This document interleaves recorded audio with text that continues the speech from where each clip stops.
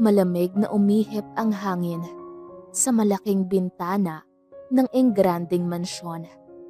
Ang mansyon na ito ay isang obra maestra ni Hejerdel Escrovinge na taga France, ang pinakatanyag na architect sa buong mundo. Ang mansyon ay kulay peach ang pintura at may colored roofing na kulay kahel. Mapapansin ang isang kwarto ng mansyon na gawa sa salamin, ang kabuuan, at tanging kurtina lang ang takip upang hindi makita ang kaloob-looban nito. Ang mga hardin sa paligid nito ay parang ang Hanging Gardens of Babylon. Puno ito ng mga nakasabit na makukulay na bulaklak at mga puno ng pine trees na nagbibigay lilim. Sa gabi, ang mansyon ay mistulang paraiso ng mga diwata, parang hardin ng mga bituin sa gitna ng kadiliman. Si Daniel Florentino, ang may-ari ng mansyon, ay nakatayo sa harap ng main door, hawak ang kanyang mga susi. Siya ay 36 taong gulang, ngunit kilala na sa mundo ng business. Wala pa siyang asawa o girlfriend man lang, kaya solong-solo niya ang kanyang yaman. Ulilang lubos si Daniel, kaya tanging sariling pagsisikap lang ang naging sandata niya para marating ang kanyang kinaroroonan. Hindi maikakaila ang hirap na kanyang dinanas para maabot ang tuktok na kanyang kinatatayuan. Lumaki siya sa bahay ampunan, kaya gamit ang pera na galing sa kanyang naglalakihang negosyo ay nagbibigay siya ng charity rito bilang pagtanaw na rin ng utang na loob sa kanyang pinanggalingan at upang makatulong sa mga batang katulad niya na ulilang lubos. Likas kay Daniel ang pagkakaroon ng malikot na imahinasyon at kadalasang nasasangkot sa mga ekspedisyon at eksperimento. Kaugnay nito ay itinakda ni Daniel ang sarili sa isang bigating misyon. Misyon na ang hindi niya alam ay magbabago sa kanyang buhay. Si Daniel ngayon ay susubok na maging janitor sa sariling kumpanya sa loob ng 6 na buwan. Sa paniniwalang mas mapapaunlad niya ang kumpanya sa aspektong pantao kung kanyang mapapakinggan ang mga empleyado mula sa pinakamababang posisyon. At ito'y posible lamang kung ang pagtingin ng mga kasamahan niya ay kapantay at hindi mas nakakataas sa kanila. Ang posisyong janitor ang babagay dito, isang ordinaryo at hamak na janitor. Sa huling pagkakataon ay nilibot ni Daniel ang mansyon. Sa bawat hakbang ni Daniel sa loob ng kanyang mansyon, nararamdaman niya ang bigat ng bawat alaala, ang mga kasiyahan, mga pagtitipon at mga sandaling pinagsaluhan kasama ang mga kaibigan ay mga larawan na bumabalik sa kanyang isipan. Alam niyang medyo matatagalan siya bago muling maranasan ang mga bagay na yon. Pagkatapos ng isang huling pag-ikot sa kanyang mahal na mansyon, binitawan ni Daniel ang huling sulyap. "Aling Nena, kayo na pong bahala dito," wika ni Daniel sa mayordoma ng mansyon. "Opo, sir," sagot ni Aling Nena. Kumikislap ang kanyang mga mata sa pagpigil ng mga luhang bumabadyang bumuhos. Gayon rin ang 3 katulong sa kanyang likod. Ang 2 hardinero naman ay tahimik na nakayuko. Hindi alam ng mga katulong sa mansyon at ng mga hardinero ang dahilan ng pansamantalang paglisan ni Daniel sa mansyon. Gayong wala namang problema sa kanyang mga negosyo. Maayos rin naman ang kalusugan niya. Kaya imposibleng mangibang bansa para magpagamot. Kung saan siya patungo ay tanging si Aling Nena lang ang nakakaalam at ang kanyang matalik na kaibigan na si Hector. Sumakay siya sa kanyang sasakyan at tumungo sa lugar na magiging bago niyang tahanan, ang lounge ng kanilang opisina. Hindi bilang president ng kumpanya, kundi bilang janitor. Ang opisina na ito ay isang modernong gusali sa gitna ng syudad ng Makati. Malayo ito sa katahimikan sa kanyang mansyon. Puno ng ingay ng mga sasakyan at mga tao. Ang lounge ay isang simpleng lugar na may mga sofa, mesa, at ilang mga kagamitan. May 2 lounge sa gusali ng kanilang kumpanya. Ang isa ay common lounge na medyo maliit at ordinaryo ang disenyo. Walang masyadong mga appliances doon. At doon ang common lounge ng mga janitor at security na hindi kataasan ang posisyon sa kumpanya. Ang isa naman ay para sa medyo matataas ang pwesto, kung kaya't mas komportable at malaki kesa sa isang lounge. Dito na rin madalas matulog si Hector. Hindi sa walang ibang matutuluyan, kundi dahil mas malapit itong uwian kung sakaling maglasing siya sa mga bar. Lalo na at mahilig itong magliwaliw at mag-bar hopping.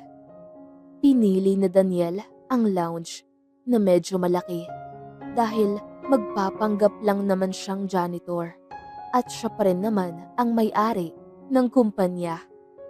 Lubos na pagpapahirap na sa sarili ang kanyang ginagawa kung pipiliin niya pa ang medyo maliit na lounge.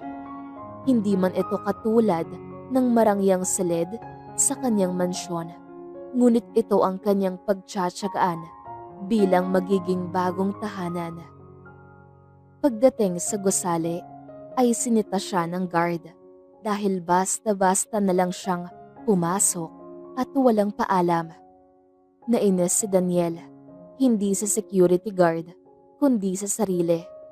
Nakalimutan niya na magpapanggap siya bilang janitor ngayon, ngunit walang pakundangan siyang pumasok. "Sir, asan po ang ID niyo?" Masungit na tanong ng guard. Baguhan ito dahil hindi niya pamilyar ang itsura ng guard. Matangos ang ilong at maputi. Maayos rin ang tindig na parang modelo. Napailing si Daniel sa naisip. Bakit niya pinupuri ang security guard? Ngayong mas pogi naman siya kumpara doon. Tumaas ang kilay ng guard at tila na insulto sa pag-iling niya.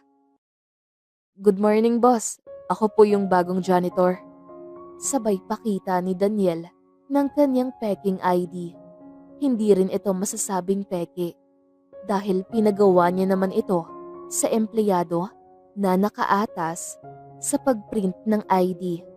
Pero dahil janitor ang nakalagay, ay parang panloloko pa rin ito. "Baguhan ka pala? Sa susunod, mas maaga kang pumunta dahil bawal ang late dito." Maotoridad na wika ng guard. Tinignan ni Daniel ang oras sa kanyang relo. 6:30 na sa relo niyang Rolex. Kumunot ang noo ni Daniel dahil masyado siyang maaga para sitahin ng guard sa pagiging late. 7:30 dapat ang pasok ng mga empleyado, kasama na ang mga janitor. Maliban na lang sa mga guard na dapat talagang maaga dahil sila ang nakatoka sa seguridad sa kumpanya. "Suspeki naman yung Rolex mo. Paano makakabili ng Rolex ang isang janitor?" sabi ng security guard. Nainsulto ulit ito sa pagkunot noo ni Daniel. Kumulo ang dugo ni Daniel sa security dahil sa kawalan nito ng modo. "Kung alam mo lang na ako ang may-ari ng kumpanya na pinagtatrabahuan mo at hindi peke ang Rolex ko.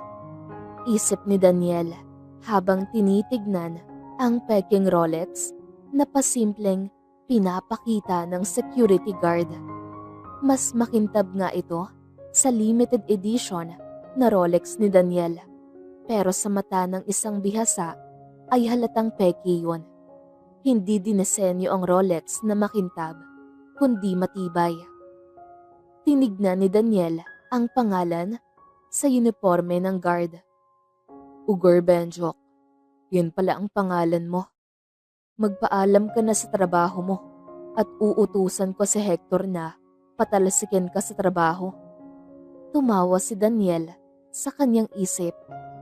Nagpatuloy na lang si Daniel sa paglalakad hanggang sa narating niya ang elevator.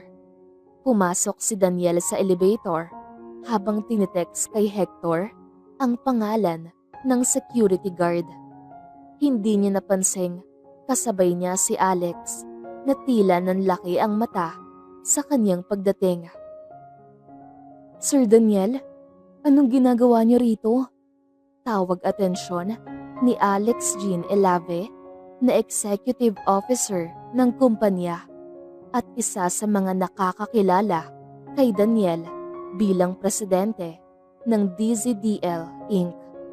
Ngumiti si Daniel at sumagot. Ako na ang bagong janitor dito. Gusto kong maranasan ang buhay na simpleng tao. Kung maaari, Alex, huwag mong ipagsabi sa mga empleyado na ako ang presidente ng kumpanya. Ikaw lang at si Hector ang nakakaalam ng pagpapanggap kong to. Opo, Sir Daniel. Matipid na sagot ni Alex. Pulang-pula ang pisngi niya. Hindi maitago ang pagkakagusto sa boss. At isa pa, Alex, you can call me Daniel.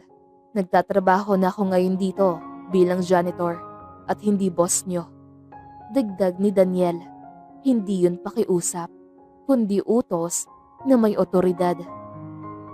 Opo, Daniel, sagot ng babae na ngayon ay mas lalong pumula ang pisngi. Nauna nang lumabas si Daniel sa elevator at si Alex ay nanatili muna dahil sa 26th floor pa ang kanyang office.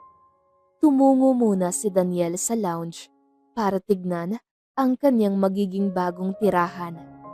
Kanyang naabutan si Hector na payapang natutulog sa kama na tanging boxer lang ang suot.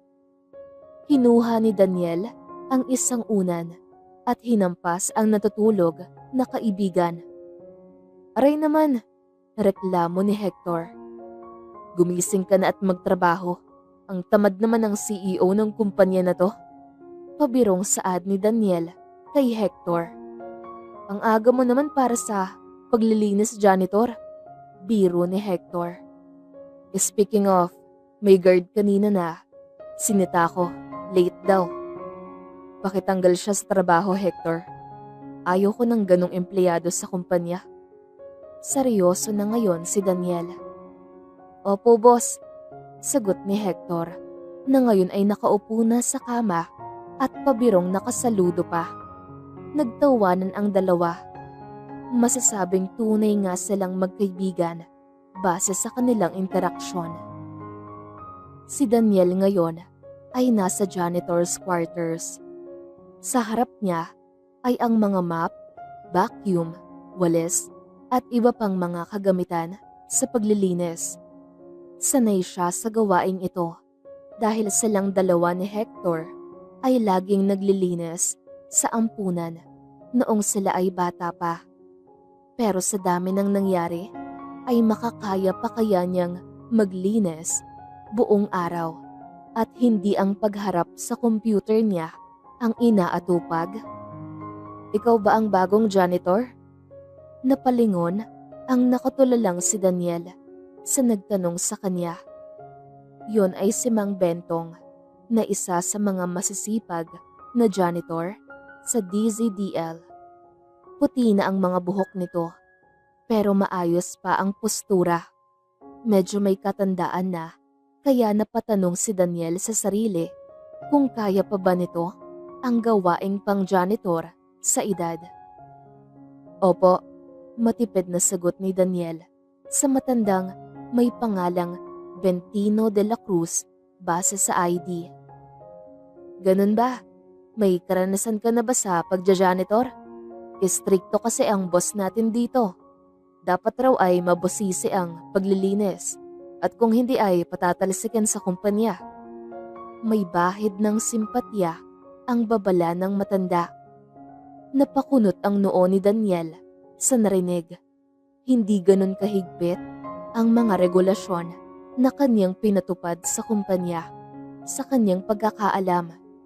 Mabuti at naisipan niyang magpanggap na janitor at maririnig niya ang mga hinaing ng mga empleyado sa kanyang kumpanya mula sa pinakailalim. Ang kunot noong si Daniel ay nagbago ang ekspresyon. Sumilay ang ngiti sa kanyang labi. Sa unang araw pa lang niya sa pagpapanggap bilang janitor ay may nadiskubre agad siyang anomalya sa sariling kumpanya. Kung sino man ang boss na tinutukoy ng matanda ay sigurado siyang hindi siya yon. Naglinis na si Daniel at tulad ng inaasahan ay hindi yun naging madali sa kanya. Mabagal siya kung maglinis kumpara sa ibang janitor at janitress na halatang sanay na sa trabaho. Mabuti na lang at nandyan si Mang Bentong na todo rescue sa tuwing may parteng nahihirapang linisin si Daniel. Unang araw pa lang ay mukhang aayaw na ang katawan ni Daniel. Mas doble ang pagod niya bilang janitor kumpara sa pagiging presidente ng DZDL Incorporated. Ngunit si Daniel ay determinadong gawin ito. Gusto niyang maintindihan kung paano mabuhay ang mga taong nagtatrabaho sa ilalim ng kanyang kumpanya. Gusto niyang makita ang mundo sa perspektibo ng mga simpleng manggagawa. Lumipas ang 2 linggo at napagod na si Daniel sa kakatrabaho bilang janitor. 7:00 na ng umaga at wala siyang planong magtrabaho pa. Pumunta siya ngayon sa opisina ni Hector para ipaalam na nagsagawa na siya sa pagpapanggap bilang janitor at babalik na sa kumpanya bilang presidente. Hector, pakihanda ang mga papeles na dapat ay asikasuhin sa kumpanya. Babalik na ako sa trabaho. Ani ni Daniel sa seryosong tono. Babalik sa trabaho? Ang tinutukoy mo bang trabaho ay bilang presidente ng DZDL Incorporated? Tama, Hector. Bukas na bukas ay babalik na ako. Ano naman ang dahilan at bakit mabilis na nagbago ang isip ng presidente ng kumpanya? Ang bilis mo namang sumuko, Daniel. Nawalan na ako ng gana sa pagpapanggap bilang janitor. Nakakapagod ang trabahong yun. Dadagdagan ko na lang ang mga sweldo ng mga janitor at janitress dito. Sa 2 linggo kong pagpapanggap ay yun lang ata ang natutunan ko. Kung gano'n na, babalik ka na rin sa mansyon mo, Daniel? Hindi muna, Hector. Gusto ko ng bagong kapaligiran para maalis ang aking stress. Isa yun sa mga dahilan ng pagpapanggap ko bilang janitor. Kaya mas makakabuti siguro kung dito muna ako titira sa opisina. Napatango na lang si Hector sa mga sinabi ni Daniel. Mabuti nga rin na dito titira si Daniel sa opisina at nang mabantayan niya ito, batid niyang nahihirapan ng kaibigan sa pag-manage sa stress nito sa trabaho. Idagdag pa ang mga trauma nito sa pagkamatay ng kanyang mga magulang noong siya ay bata pa, na tanging si Hector lang ang nakakaalam. Huwag mong kalimutan, Hector. Dadagdagan ang mga tagalinis sa kumpanya. Pati na rin ang kanilang mga sweldo. Yes, boss. Sagot ni Hector.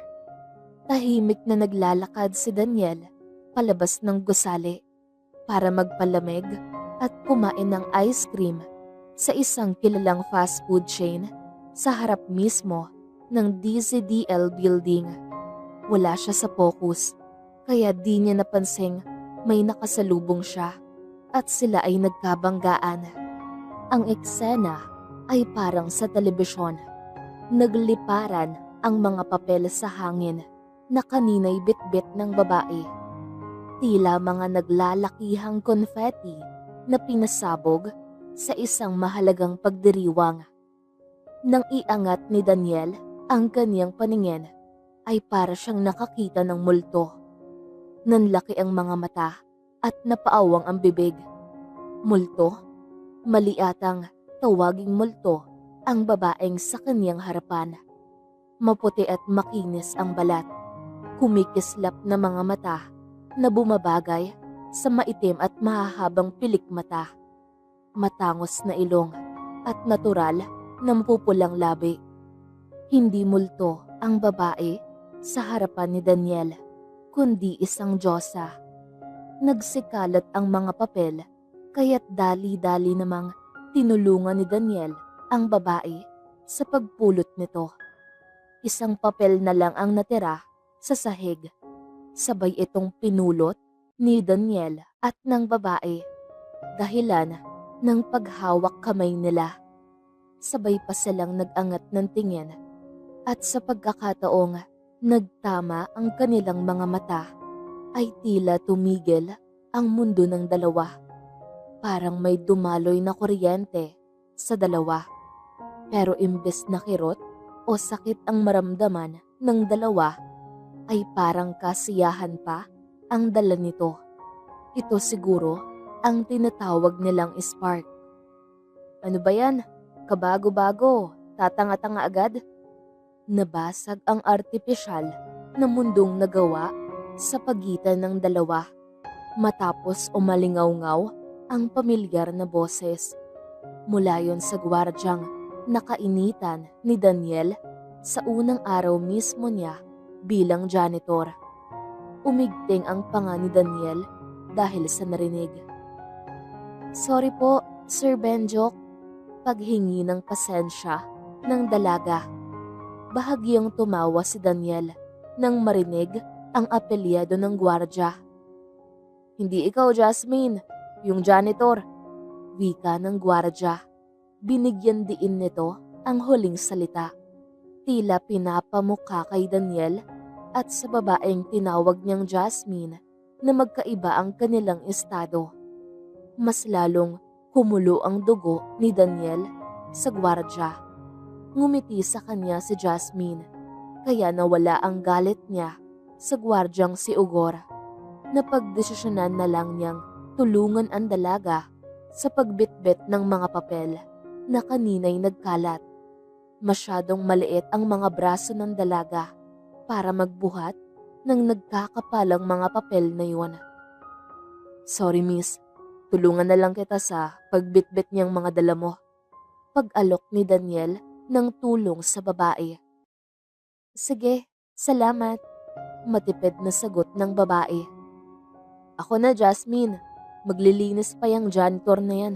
Tamad kasi yan at naghahanap lang ng paraan para di makapagtrabaho. Sabi ng guard habang pilit na kinukuha ang mga papel. Kahit na hawak-hawak ni Daniel ang mga ito. Hinawakang maigi ni Daniel ang mga papel at nahirapan sa pagkuha ang gwardya.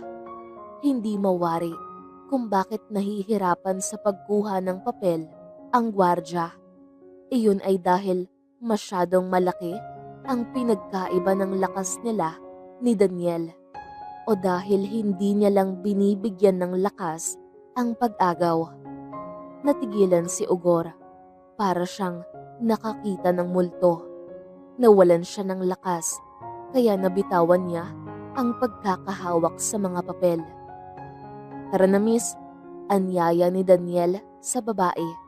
Sabay tinungo ang elevator. Sumunod sa kanya si Jasmine.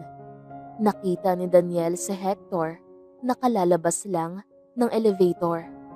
Kaya pala namutla ang gwardya ay dahil nakita nito ang boss nila. Totoong mas mataas ang posisyong presidente, kesa sa CEO. Pero sa ngayon ay hindi presidente si Daniel, kundi janitor.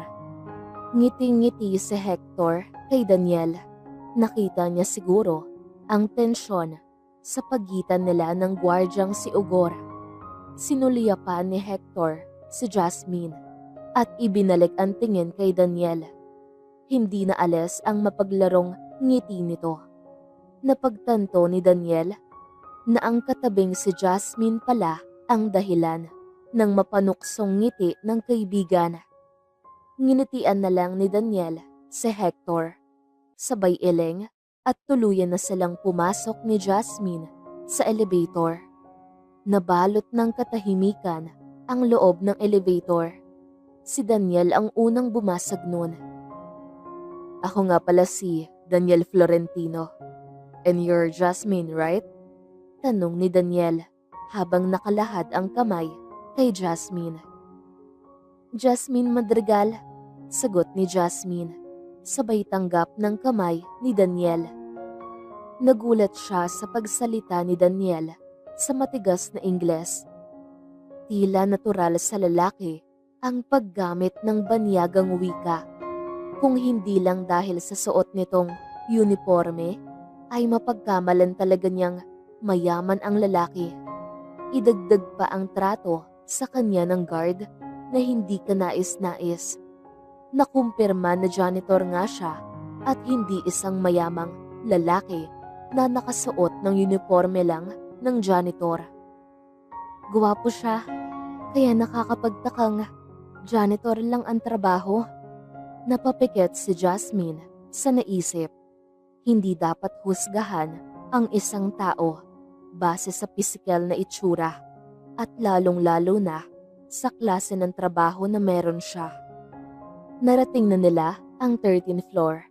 Naunang naglakad si Jasmine. Kasunod niya ay si Daniel. Salamat nga pala, Daniel. Walang anuman, Jasmine.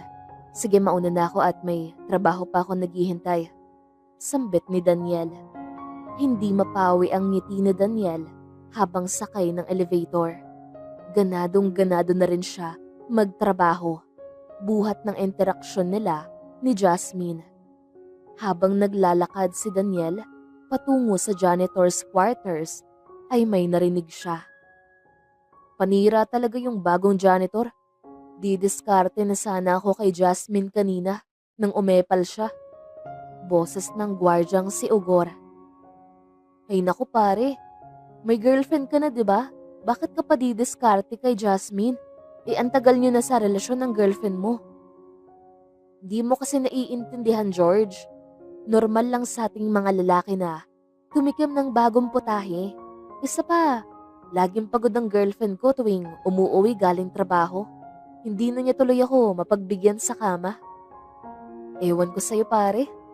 Basta ako, sa girlfriend ko lang ako tatabi sa pagtulog. Ikaw rin pare, ayaw mong magloko baka maunahan ka ng girlfriend mo. Mas mabuti nang ako ang naunang magloko kaysa maunahan niya pa ako. May sumilay ng ngiti sa dulo ng labi ni Daniel. Yun pala ang pinaplano mo, Ugor, ha? Pasensya na pero nakuha na ni Jasmine ang loob ko. Magiging akin siya at gagawin ko ang lahat para matupad yun. Hindi na natuloy pa ang plano ni Daniel na iwan ang trabahong bilang janitor at balikan ang pagiging presidente ng kumpanya. Dahil yon sa babaeng nakilala niya na muling nagpaliyab ng kanyang obsession. Obsessive si Daniel at yun ang katangian niyang marahil na naging instrumento sa pagiging bilyonaryo niya. Kapag nagustuhan niya ang isang bagay at nais niyang mapasa kanya ito, ay hindi siya titigil hanggat hindi iyon mapapasa kanya. At si Jasmine ay hindi eksepsyon. Gamit ang karisma ni Daniel na janitor o gamit ang yaman ni Daniel Florentino na presidente ng DZDL Incorporated. Porsigido siyang gawin ang lahat, mapasa kanya lang ang babaeng bumihag sa kanya. Jasmine, saan ka ba mag-lunch? Libre sana kita sa Jollibee. Pag-anyaya ni Daniel kay Jasmine nang minsang magkasabay sila sa elevator. Sige Daniel, pero baka 12:30 na ako makapag-lunch mamaya dahil tatapusin ko muna yung papers na pinapagawa ni Sir Aligonza. Sagot ni Jasmine na tinutukoy ang financial statements na nirequest ni Hector. Ngumiti si Daniel. Isa ito sa mga nagustuhan niya sa babae, ang dedikasyon nito sa trabaho. Oo naman Jasmine, hintayin na lang kita sa bench, sa ground floor mamayang 12:30. Maligayang wika ni Daniel bago siya lumihis ng landas patungo sa malaking lounge. 12:30 na at inip na naghihintay si Daniel kay Jasmine. Nakaupo siya sa bench at nakadikwatro pa. Kaninang 12:00 pa siya naghihintay. Nagbabaka sakaling matatapos agad ni Jasmine ang trabaho. Bumukas ang elevator at iniluwanon si Jasmine. Hinanap ng mga mata nito si Daniel sa bench at agad naman niya itong nakita. Kumaway si Jasmine kay Daniel at sakto namang dumaan ang guard na si Ugor. Kumaway ito pabalik. Akala niya ay siya ang kinawayan ng dalaga. Nanatiling nakatayo si Ugor hanggang sa makalapit si Jasmine. Hindi niya pa rin napapansin ang nakahalukip-kip na si Daniel na ngayon ay nakatayo na. Hi Ugor, bati ni Jasmine sa asyumerong gwardya nang tuluyan siyang nakalapit at nilagpasan ito. Nagulat si Ugor dahil buong akala niya ay siya ang pupuntahan ni Jasmine. Nang lingunin niya si Jasmine at kaharap na nito si Daniel na may mapaglarong ngiti. Tila iniinsulto si Ugor at pinapamukhang siya ang panalo. Tara na Jasmine, mananghalian na tayo. Sumunod si Jasmine kay Daniel, ngunit hinawakan siya sa braso ni Ugor. Napatigil ang dalawa at nilingon ang gwardya. Sakin ka na sumama mag-lunch, Jasmine.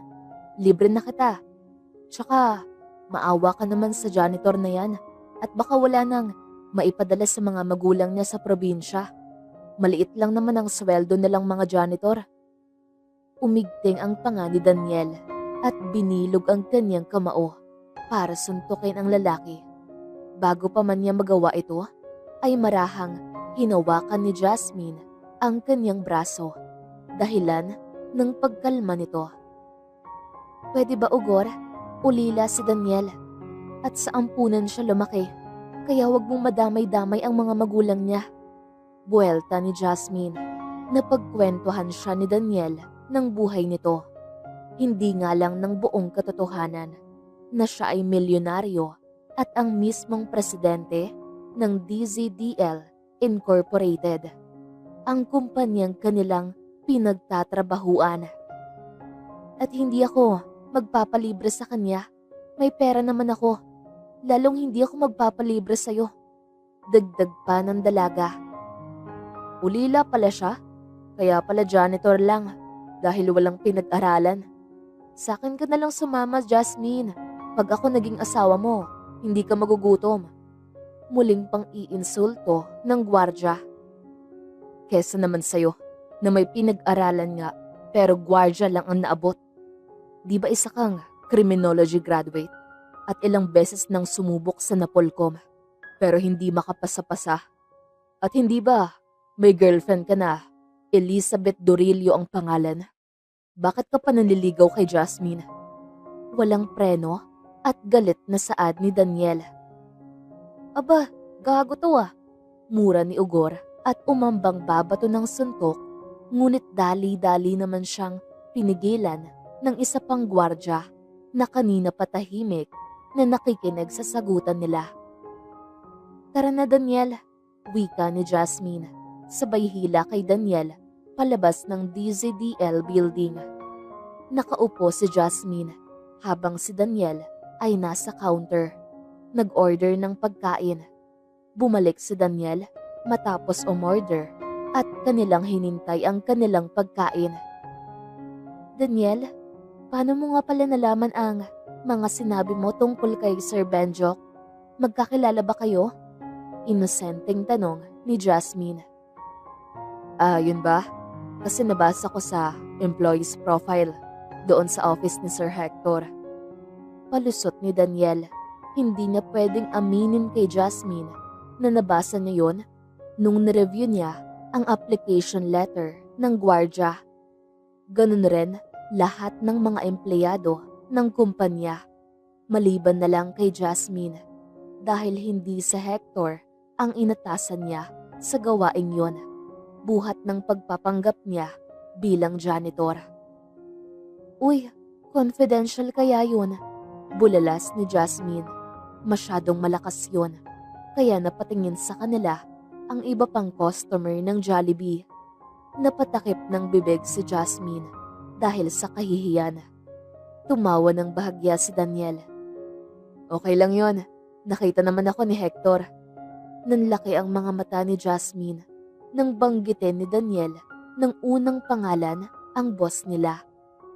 Pansin ko lang Daniel ha, bakit casual ka kung makipag-usap kay Sir Hector Aligonza? At doon ka pa natutulog sa malaking lounge. Hindi ba nandoon natutulog minsan si Sir Hector? Tanong ni Jasmine, buhat ng kuryosidad. Magkakilala kasi kami ni Sir Hector, kaya pinayagan niya akong matulog sa malaking lounge ng kumpanya. Sagot ni Hector, sabay kamot ng ulo. Hindi niya pwedeng aminin sa dalaga na siya ang presidente ng DZDL Incorporated at si Hector ay CEO lang nito. Hindi naman siya nagsisinungaling, pero kulang ang kanyang ibinigay na mga detalye. Ganun pala. So siya rin yung nagpapasok sa'yo dito sa kumpanya? Oo, ganun na nga. Sumang-ayon na lang si Daniel at ayaw niya na ring pahabain pa ang usapan. Hindi niya maaaring sabihin sa dalaga ang buong katotohanan. Hindi sa ngayon, kundi kung kailan ay napaibig na niya ito gamit ang karisma at personalidad at hindi ang milyones niya sa bangko. Mabuti at sumang-ayon sa kanya ang tadhana at dumating na ang kanilang order. Hindi na napunta pa sa ganung usapan ang kanilang pag-uusap at umikot na lang yon sa mga simpleng bagay tulad ng gusto at libangan ng isa't isa. Napagplanuhang mag-gym nina Jasmine at Daniel sa isang kilalang gym malapit sa kanilang pinagtatrabahuan. Holiday ngayon, kaya wala silang trabaho. Naunang pumunta si Jasmine sa gym dahil medyo natanghali ng gising si Daniel. Nagmamadaling naglalakad si Daniel patungo sa nasabing gym. Nililigawan niya palang si Jasmine at wala pang nangyayari sa kanila. Ni minsan ay hindi ito nangyari kay Daniel dahil halos lahat ng babaeng nagugustuhan niya ay gusto siya pabalik. Madalas ay naikakama na niya ang mga ito kahit sa unang pagkakakilala pa lang nila. Pinakamatagal ay 1 linggo bago may mangyari sa kanila ng mga ex-girlfriend niya. Kakaiba si Jasmine sa mga yon. Kung ganda ang pagbabasihan, maraming naggagandahang mga modelong ex-girlfriend si Daniel. Idagdag pa ang Miss Universe na si Celine Soriano na 3 buwan niyang naging nobya. Maaaring dahil ang pagpapakilala ni Daniel kay Jasmine ay bilang isang janitor, kaya nakakasigurado siyang hindi ang pera niya ang habol nito. Kung ano man ang nagustuhan ni Jasmine sa kanya, ay dinidiskubre pa lang niya ito. Pinihit ni Daniel ang pinto ng gym. Hindi gaanong kalakihan ito kumpara sa gym niya sa kanyang mansyon. Pero okay naman ang disenyo at maaliwalas sa loob sa kabila ng gym equipment sa paligid. Hinanap ng mga mata niya si Jasmine. Hindi siya nahirapan gawin yon dahil ang bawat tao sa loob ng gym, karamihan ay lalaki, ay iisa lang ang direksyon ng paningin.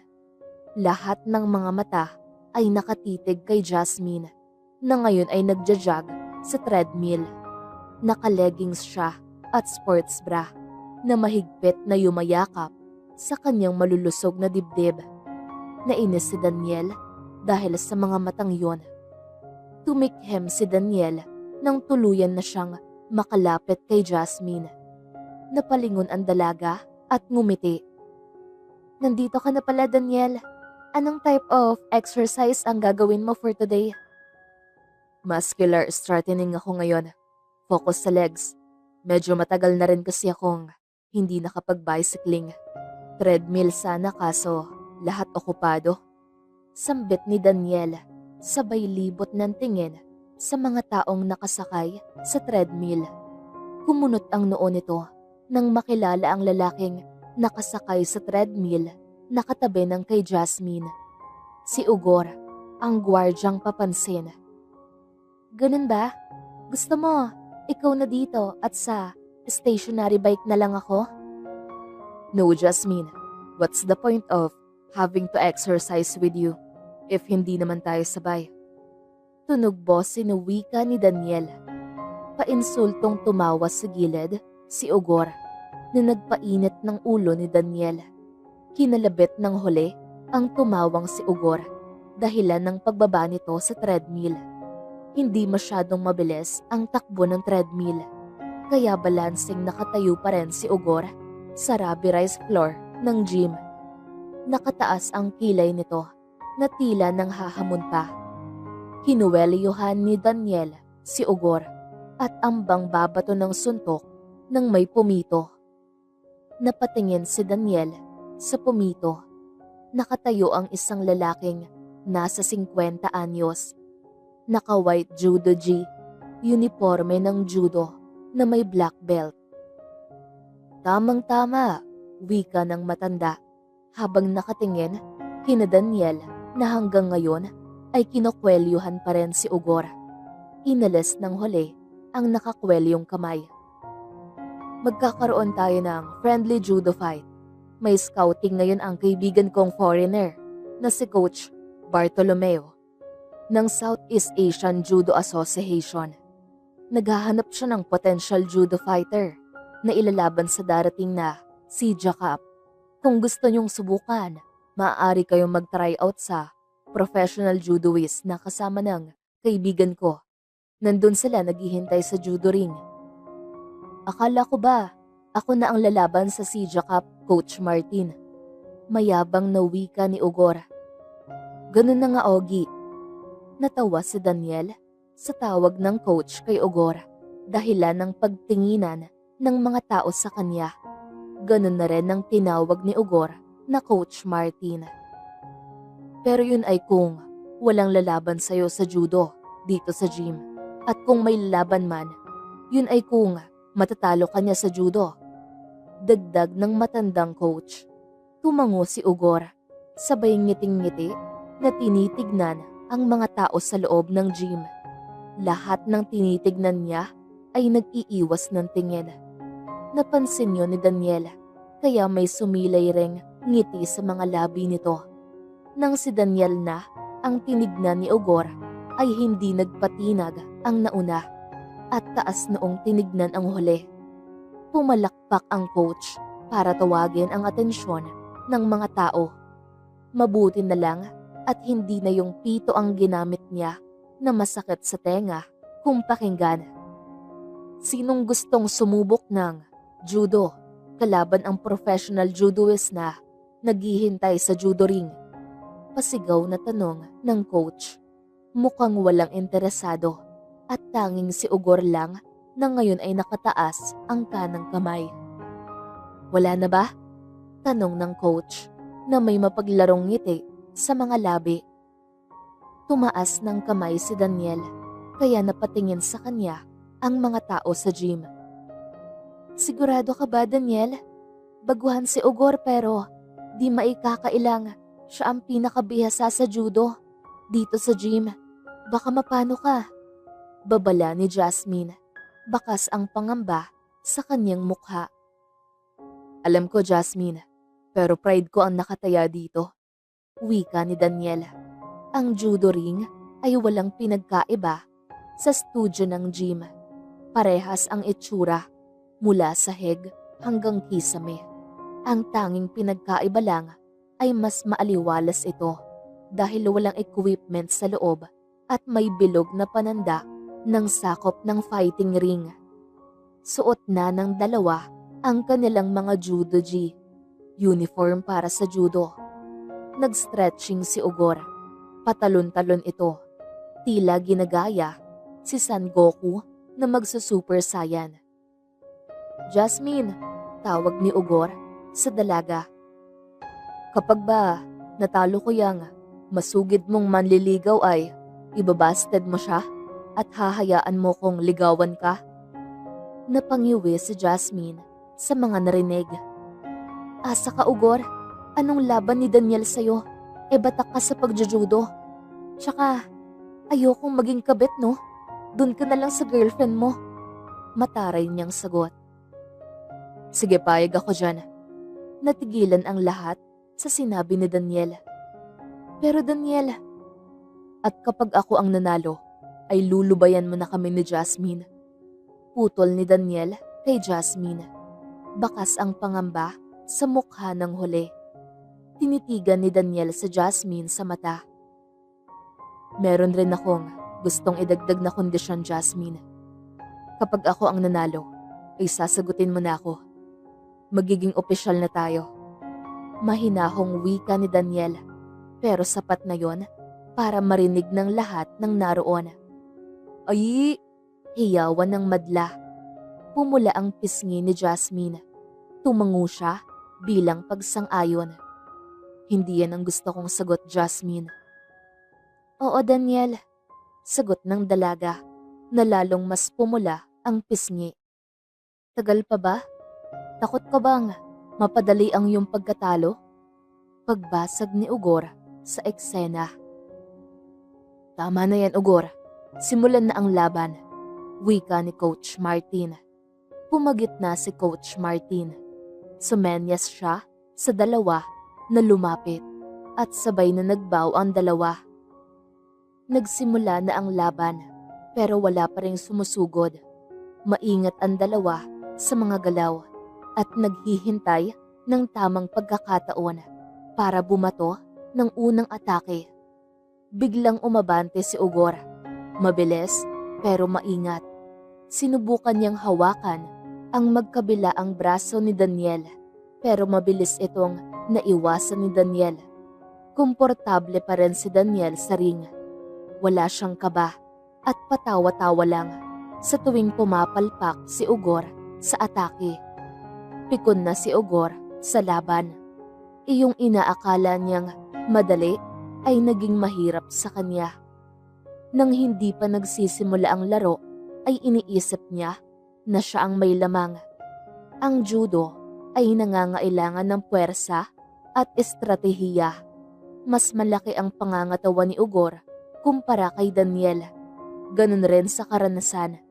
Dahil linggo-linggo siya nag-e-ensayo dito mismo sa gym. Imposibleng matalo siya nang walang alam na si Daniel. Yun ang inaakala niya. Muling sumugod si Ugor at hinuli niya ang mga kamay ni Daniel. Sa pagkakataong ito ay hindi na kumawala pa si Daniel sa pagkakahuli ni Ugor. Seryoso ang mukha ng dalawa. Buong lakas na iniangat ni Ugor si Daniel pero hindi man lang ito natinag. Kumawala si Daniel sa pagkakahawak ni Ugor. Siya naman ngayon ang sumunggab kay Ugor at walang kahirap-hirap niya itong nipin sa sahig. Hindi na nakagalaw si Ugor. Pumito si Coach Martin. 1 puntos para kay Daniel. Hindi maitatago ang mangha sa itsura ni Jasmine nang makitang hindi ignorante sa judo si Daniel. Sa mahigit 2 linggong panliligaw nito sa kanya ay bilib siya sa napansing lawak ng kaalaman ng lalaki. Gusto niyang paniwalaan na hindi lamang isang janitor si Daniel at hindi lang high school ang natapos nito. Kung tutuusin, ay mas maalam pa ito kumpara sa ibang mga executive officer na nakakasalamuhan niya sa opisina. Ngunit winala niya lang sa isipan niya ang ganitong ideya dahil kay Daniel mismo nanggaling na high school graduate lang ito. Nagpatuloy ang laban at hindi maitatago ang gigil at kagustuhang manalo ni Ugor. Muling sumugod si Ugor. Mas mabilis ang kanyang mga galaw kumpara kanina. Huhulihin na niya ang mga braso ni Daniel. Hindi siya nagtagumpay sa kabila ng kanyang bilis. Bagkus at siya pa ang nahuli ni Daniel na ngayon ay umiikot pa sa likod ni Ugor at muling nipin siya sa sahig. Hindi na muling nakagalaw si Ugor. Muling pumito si Coach Martin. 2 puntos para kay Daniel. Hindi maitago ang saya sa mata ni Jasmine. Maging siya ay gusto ang pagkapanalo ni Daniel. 1 puntos na lang at si Daniel na ang kilalang panalo. Pikon na si Ugor. Hindi niya inaakalang mahihirapan siyang manalo kay Daniel. Itinaas na ni Coach Martin ang kanyang kamay. Hudyat na simula na para sa 3 round ng laban. Nauna namang sumugod si Ugor. Halatang hirap siyang tapatan ang lakas at liksi ni Daniel. Kaya ang lahat ay naguguluhan kung bakit siya ay nakapokus sa opensa at hindi sa depensa. Sa pagsugod ni Ugor ay sinipa niya ang paa ni Daniel.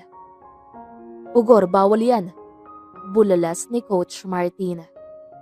"Bawal yan!" Sinugundahan naman ng madla. Tila walang narinig si Ugor at patuloy na pinaulanan ng sipa si Daniel. Ang judo match ay mistulang naging muatay dahil sa mga pagsipa ni Ugor kay Daniel na hanggang ngayon ay depensa lang ang ginagawa. Ambang magpapagitna ang kasamang professional judoist upang awatin si Ugor, pero sumenyas ang foreigner na coach nito na huwag makisali. Sumunod na lamang siya at hindi na humingi pa ng paliwanag. Tumalon si Ugor. Umikot siya sa ere, katulad ng mga professional martial arts, at sumipa ng malakas.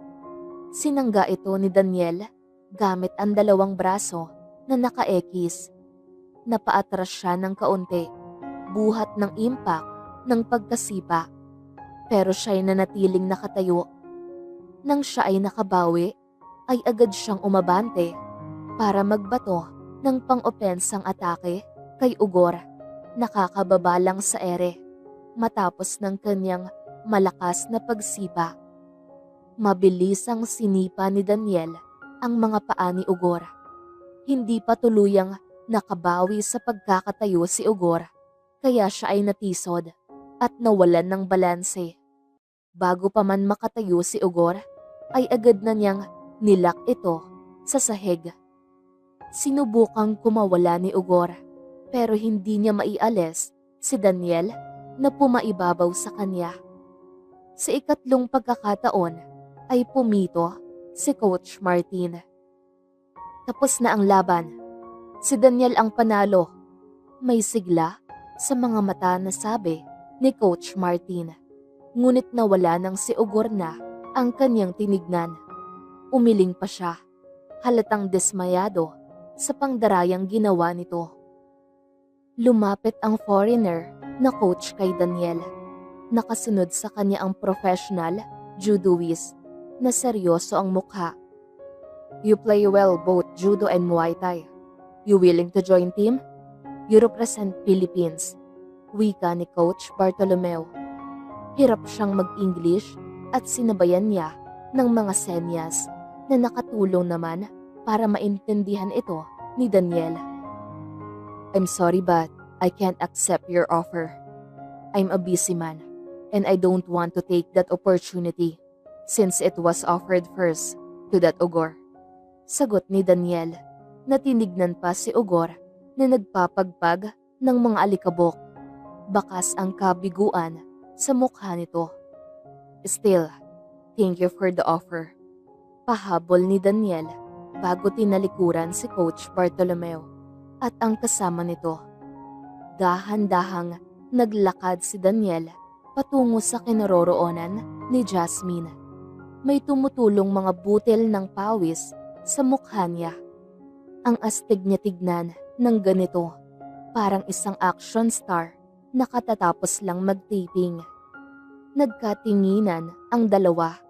Mas matangkad si Daniel kesa kay Jasmine, kaya nakatingala ang huli. May kinang sa mga mata ni Jasmine at tagos hanggang kaluluwa ang tingin nito sa lalaki. Matagal na nagtitigan ang dalawa. Hindi pinapansin ang mga matang nakatingin sa kanila. Bilang unang araw, kung kailan naging opisyal tayo, pwede bang ipagpaliban na muna natin ang pag-gym?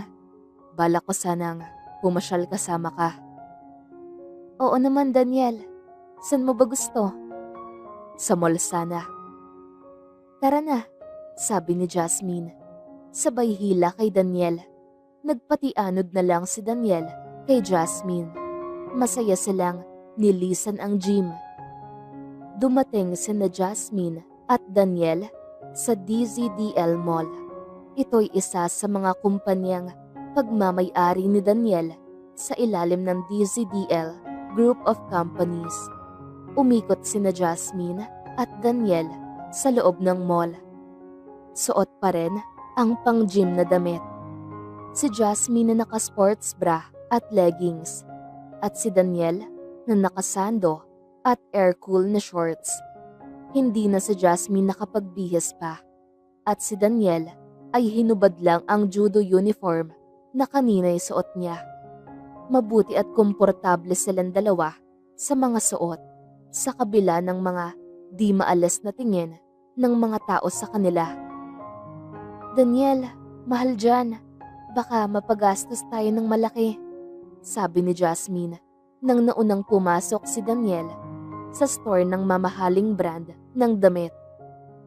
Tara, ako na ang bahala. Doon na lang kaya tayo, sabi ni Jasmine, sabay turo sa kabilang store na madalas ma-advertise sa TV. Dito na, Jasmine, minsan lang naman to. Sige na, sagot ni Daniel na nais regaluhan ang nobya. Okay, pagpasok pa lang nila ay hindi na maganda ang bungad ng mga sales lady. Hindi man lang sila binati at tinignan pa sila ng masama. Ipinagkibit balikat na lang ito ni Jasmine. Samantalang si Daniel ay hindi ito pinansin. Ang atensyon niya ay sa mga damit na halatang mamahalin. Jasmine, halika dito, tawag ni Daniel sa nobya. Tumangulang si Jasmine pero walang ganang naglakad patungo kay Daniel. Alam niyang may kamahalan ang mga binibenta dito at hindi siya komportable sa mga sales lady. Tila sinasabi sa kanyang hindi sila nababagay kahit pumasok man lang sa mamahaling store na to. Miss, sandito ang dressing room, tawag ni Daniel sa sales lady na nananalamin sa malaking dingding na salamin. Nainis pa ang sales lady sa pagtawag sa kanya ni Daniel. Umirap ito pero ngumiti rin nang makitang gwapo at matipunong lalaki ang tumawag sa kanya. Sir, bawal pong hawakan yan, sabi ng sales lady nang nakalapit na siya kay Daniel. Ha? Bakit naman? Naguguluhang tanong ni Daniel. Mahal po kasi yan, baka masira ang tela. Tara na Daniel, sa kabila na lang tayo, sabi ni Jasmine, sabay hawak sa mga braso ng nobyo. Napansin niya ang pagnanasa ng sales lady dito nang ilang beses itong magkagatlabi habang kinakausap si Daniel. Tama si ma'am, sir. Doon na lang kayo sa kabila bumili. Hindi niyo afford ang mga damit dito. Pangmayaman kasi dito. Sabi ng sales lady. Hindi ito galit o nandidiri. Base sa tono ng pananalita. Pero sukdulan ang pagmamaliit nito sa dalawa. Kumunot ang noo ni Daniel. Where's your manager? Kalmado niyang tanong. Busy po yung manager namin, sir. Kami po ang inatasang humarap sa mga customer. Sabi ng babaeng kanina pa nakatayo malapit sa pasukan ng store. Are you kidding me? Where's your manager? Pasigaw na tanong ni Daniel. Natakot ang dalawang sales lady dahil galit na si Daniel pero nagmatigas pa rin ang isa. Pero sir, sagot ng mataray na sales lady. Excuse me sir, I am the manager here. How can I help you?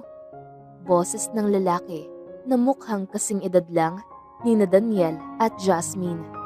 Elegante ito tignan at halatang may masasabi sa buhay. Bibili sana kami ng damit, pero itong mga sales lady, ayaw ituro kung saan ang dressing room. Kalmado na ngayon si Daniel nang sabihin ito. Ganun ba sir? Nandito po ang dressing room, pero may problema po kasi kami ngayon sa pagtanggap ng bayad mula sa credit card. May mga issue sa system ng mga bangko simula kaninang umaga. Yung bumili kanina ay cash lang ang pamamaraan ng pagbayad. Alam ko pong alam nyo na medyo may kamahalan ang mga produkto dito. At medyo bihira lang na magkaroon ng cash na may kalakihan ang mga customer. At madalas ay debit card ang ginagamit. Kung may bibilhin po kayo ay, maaari po bang mag-withdraw muna kayo sa bangko sa ground floor? Pagbibigay paliwanag ng manager. Namangha si Jasmine sa pagkaprofessional ng manager. Hindi katulad ni Daniel na walang nagbagong reaksyon. Seryoso pa rin ang mukha. Wala akong cash, pero pwede na ba to? Sabi ni Daniel sa manager. Sabay pakita sa black card na kinuha niya sa kanyang pitaka. Nanlaki ang mga mata ng manager matapos makita ang black card ni Daniel. Kilala niya ang simbolo ng black card. Rosas na napapalibutan ng 3 diamante. Ang simbolong yon ay tanda ng karangyaan. Ginagamit ito ng mga kilalang tao na may mataas na estado sa buhay. Sinasabing sino mang may hawak sa card na may simbolong ito ay hindi lang milyonaryo. Iyon ay bilyonaryo. Pero ang mas ikinabigla ng manager ay ang kulay ng card. Kulay itim ito na alam niyang pagmamay-ari ni Daniel Florentino, ang bilyonaryong nagmamay-ari ng DZDL Group of Companies at mismong may-ari ng DZDL Mall na kanyang pinagtatrabahuan. Pwedeng-pwede po sir, dito po ang daan sa dressing room.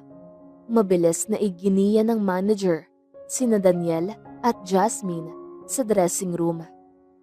Tara na Jasmine, hinigit ni Daniel ang kamay ni Jasmine na halatang naguguluhan sa mga nangyayari. Napansin nito ang pagkataranta ng manager, ibang-iba sa profesional at mahinahong pagkilos nito kanina. Pabalik-balik si Jasmine sa dressing room at kay Daniel na tinitignan kung bagay ba ang mga damit na sinusukat niya. Yan, bagay yan sa'yo Jasmine, sabi ni Daniel kay Jasmine. Nakakalabas lang ng dressing room, suot ang pulang sleeveless dress. Daniel, pang-10 na ito. Pipili ako ng 2 dito at yun na lang ang bibilihin ko, sabi ni Jasmine, sabay tingin sa mga nakahanger na damit na kanyang nagustuhan. Bago pa man makaangal si Daniel na bilhin ang lahat ng mga damit na napili ni Jasmine, ay tumunog ang cellphone ni Jasmine. Sagutin ko lang to Daniel, paalam ni Jasmine, sabay muestra patungo sa labas ng store para sagutin ang tawag. Ipagdasal niyo na lang dalawa na hindi nagalit ng husto sa inyo si Sir Florentino at baka huling araw niyo na ito sa trabaho. Narinig ni Jasmine na sinabi ng manager sa dalawang mataray na sales lady nang dumaan siya malapit sa counter ng store. Nagulat siya na kilala ng manager si Daniel, gayong hindi naman niya narinig na nagpakilala si Daniel dito. At Sir Florentino pa ang tawag nito sa nobyo. Naguguluhan din siya kung bakit ganon kung magbanta sa mga dalawang sales lady ang manager. Hindi naman sila bigating customer ni Daniel, pero kung makapagsalita ang manager ay tila may kapangyarihan sila. O si Daniel na patalsikin sa trabaho ang dalawang sales lady. Hindi na lang yun pinansin ni Jasmine at tinignan ang hindi nakarehistrong numero na tumatawag. Nagdadalawang isip siya kung ito ba ay kanyang sasagutin o hahayaan na lang. Pero pinili niya ang nauna. "Hello? Sino to?" tanong ni Jasmine. Walang sumagot at tanging katahimikan lang ang maririnig sa kabilang linya. "Hello? Sino to?" ulit ni Jasmine. Iritado na ang boses niya ngayon. "Bahala ka dyan. Tatawag-tawag tapos pag sinagot, hindi magsasalita." Reklamo ni Jasmine at ambang papatayin na ang tawag nang may magsalita sa kabilang linya. "Jasmine." Nanindig ang mga balahibo ni Jasmine nang marinig ang pamilyar na boses. Boses yon ng kanyang ina na nagtatrabaho sa Amerika at base sa cellphone number na gamit nito ay napagtanto niyang nasa Pilipinas na ito. "Sino to?" tanong ni Jasmine sa ikatlong pagkakataon upang kumpirmahin kung ang ina nga niya ang tumawag sa kanya. "It's me, your mother," sagot ng sa kabilang linya. "I just want to let you know that I am here in the Philippines." Dagdag nito at pinatay na ang tawag. Nanatiling nakatayo si Jasmine, nakatulala sa kanyang cellphone. Pilit niyang pinoproseso ang nangyari. Nandito sa Pilipinas ang kanyang ina at hindi yun isang mabuting balita. Matamlay na bumalik na sa loob si Jasmine. Hindi pa rin tuluyang napoproseso ng sistema niya ang pagbabalik sa Pilipinas ng kanyang ina. "Jasmine, may idadagdag ka pa ba? Dalhin mo na lang dun sa counter." "Ha? Wala na. Tsaka ibabalik ko na yung iba. Ito na lang yung bibilhin ko," sabi ni Jasmine na tinutukoy ang suot na pulang dress na hindi pa niya nahuhubad matapos isukat ito. Kasi Jasmine, nandun na sa counter yung mga damit at bayad na ang mga yon." Pagsisinungaling ni Daniel. Ang totoo ay hindi na niya kailangan pang bayaran ang mga pinamili dahil pagmamay-ari naman niya ang mall. Sinubukan naman ni Daniel bayaran ang mga napiling damit pero tinanggihan ito ng manager store. Sinabi pa ng huli na nahihiya siya sa ginawa ng mga sales ladies sa kanila ni Jasmine at nais nitong bumawi sa pamamagitan ng hindi pagsingil sa pinamili ni Daniel. "Nasaan na po yung mga damit? Ibabalik ko sana at ito na lang yung bibilhin ko," tanong ni Jasmine matapos takbuhin ang distansya patungo sa counter sa pag-aakalang makakaabot pa siya bago pa man ma-punch ang kanilang biniling damit. "Jasmine, sabi ko naman sa'yo, di ba? Nabayaran na yon." Si Daniel na sumunod pala kay Jasmine. "Opo ma'am, bayad na po ang mga ito." Naramdaman ng manager na kailangan niyang magsinungaling. Kakapunch niya lang sa mga damit at itinutupi na bago ipasok sa paper bag na may tatak ng store. Nandun po ang mga pinamili nyo, turo ng manager sa kabilang lamesa kung saan nakalagay ang iba pang mga paper bags. Yung resibo po? Tanong ni Jasmine. Nahihiya siya sa dami ng pinamili ni Daniel. Alam niyang mahal ang produkto dito, pero nakuryoso pa rin siya sa kabuuan na binayaran ni Daniel.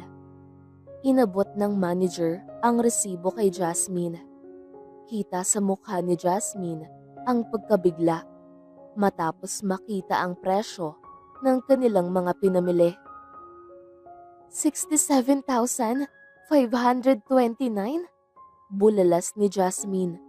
Inaasahan na niyang malaki ang kanilang babayaran, pero hindi niya inaakalang ganito yun kalaki. Daniel, 2 buwang sweldo ko na to. Malaki naman ang savings ko. Pagpapaliwanag ni Daniel. Ayaw niyang mabuking siya ni Jasmine. Naiinis siya sa sarili dahil nakalimutan niyang nagpapanggap siyang isang simpleng empleyado. Maliit lang para sa kanya ang presyo ng mga pinamili at hindi siya nagsisisi sa desisyong gastusan ng ganong kalaking halaga ang nobya. Ang ikinababahala niya lang ay ang posibilidad na magkalabuan sila ni Jasmine kapag nalaman nitong isa siyang bilyonaryo at hindi isang hamak na janitor. Daniel, hindi ko kayang suotin ang mga ito. Suot mo na nga yung isa, biro ni Daniel para sana bawasan ang tensyon sa kanilang dalawa. Pero mukhang nagkamali siya nang sinabi, Sir, ibabalik ko na lang to. Hinubad ni Jasmine ang sinukat na pulang dress at nalantad na naman ang kanyang sports bra at leggings. Matalim na tinignan ni Daniel ang manager. Ipinaabot niya sa titig na huwag tignan gamit ang mga makasalanang mga mata ang nobya. Mukhang naintindihan na rin naman ito ng manager at nanatili itong nakatitig kay Daniel. Ay ma'am, free na lang po yan. Total marami na rin naman ang nabili nyo. Hindi naman makakasama sa store kapag nagbigay ng isang free na damit sa isang masugid na mamimili. Saad ng manager na hindi pa rin inaalis ang paningin kay Daniel. Natuwa si Daniel sa pagsisinungaling ng manager. Alam niyang malaking halaga ang mawawala sa store na ito kapag nagbigay ito ng libreng damit. Pero pabor sa kanya yon. Hindi na magpupumilit pa si Jasmine na ibalik pa ang damit at tanggapin na lang ito bilang promo. Babayaran niya na lang sa personal ang manager upang makabawi na lang sa pagsalba nito sa kanya. Pero ang dami pa rin nito. Sige na Jasmine, minsan lang naman. Pag-aalo ni Daniel sa nobya. Tara na Jasmine, sa food court naman tayo. Dagdag ni Daniel at nagmuestra palabas ng store. Akay-akay ang nobya. Hindi siya nahirapang bitbitin ang 5 malalaking paper bag na may tatak ng store. Nagawa niya pang kindatan ang manager bilang pagpapasalamat dito. Nakarating na sina Daniel at Jasmine sa food court ng mall. Maraming napapatingin sa kanila dahil sa dami ng bitbit ni Daniel, lalo pat mamahalin ang tatak nito. Dito ka lang muna Jasmine ha, o-order lang ako ng kakainin natin.